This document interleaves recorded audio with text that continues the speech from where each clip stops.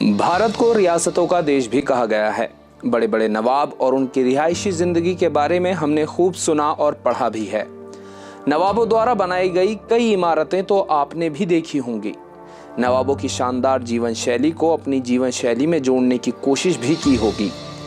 आज हम आपको दीदार करा रहे हैं बागपत की एक हवेली का, जो कि 200 साल पुरानी है। नवाब कोकब हमीद को ये पुश्तैनी हवेली उनके पुरखों की विरासत के तौर पर मिली। नवाब कोकब हमीद अपनी पुश्तैनी हवेली में रहते थे।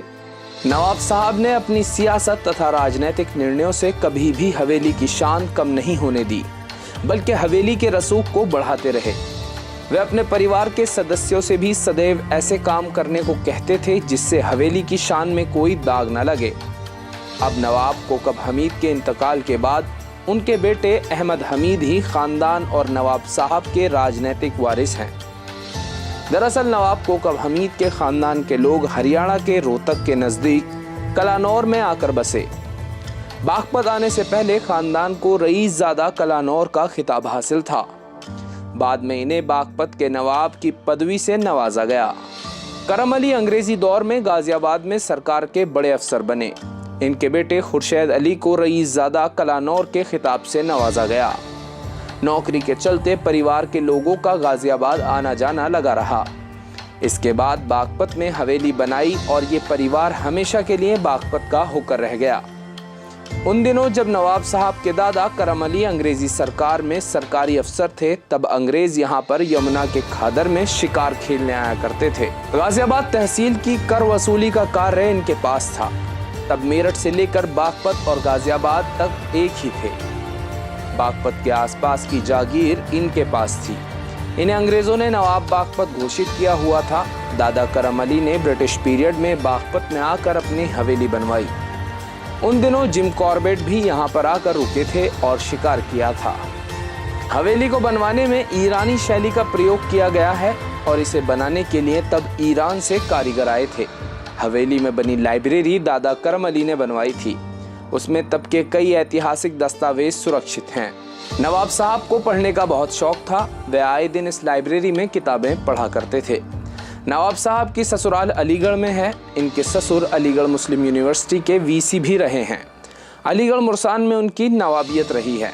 बागपत के नवाबों के पूर्वजों की योग्यता व शानदार व्यक्तित्व के कारण हर धर्म व वर्ग के लोगों में इनका बहुत मान सम्मान था। इनके पूर्वज अपने धर्म का अनुसरण करने के साथ साथ दूसरे धर्मों का समान आदर करते थे और इंसानियत को अपना प्रथम कर्तव्य मानते थे, जिस कारण इनकी ख्याति देश भर में फैली हुई थी। बागपत के नवाबों के पूर्वजों की गिनती उस समय के बड़े जमींदारों में हुआ करती थी। ये सभी शान शौकत मान सम्मान धन संपदा इनके पूर्वजों ने बेहतरीन प्रशासन और जनहितैषी कार्यों के आधार पर अर्जित की।